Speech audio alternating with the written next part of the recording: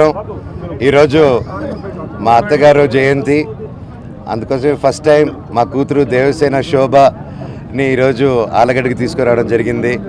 ఇంతకు ముందు తీసుకురాలేదు పుట్టాక. సో ఎప్పటి నుంచో ఈరోజు జయంతికి తీసుకెళ్దామని వెయిట్ చేస్తూ ఉన్నాము.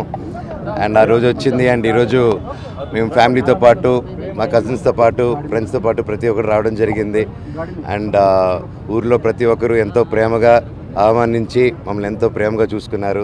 ప్రతి ఒక్కరికి, ఇక్కడున్న ప్రతి ఒక్క జనాలకి, భూమా కుటుంబానికి, క్యాడర్కి, ప్రతి ఒక్కరికి thank you so much. And అన్ని చోట్ల నుంచి వచ్చిన, రాయలసీమ నుంచి ప్రతి చోట్ల నుంచి వచ్చిన నా ఫ్యాన్స్కి, నా వెల్ విషర్స్కి, నా బ్రదర్స్కి, ప్రతి ఒక్కరికి థ్యాంక్ యూ సో మచ్. మీకు ఎప్పుడు రుణపడే ఉంటాను. Thank you. అది నో కమెంట్స్ అండి. Thank you so much.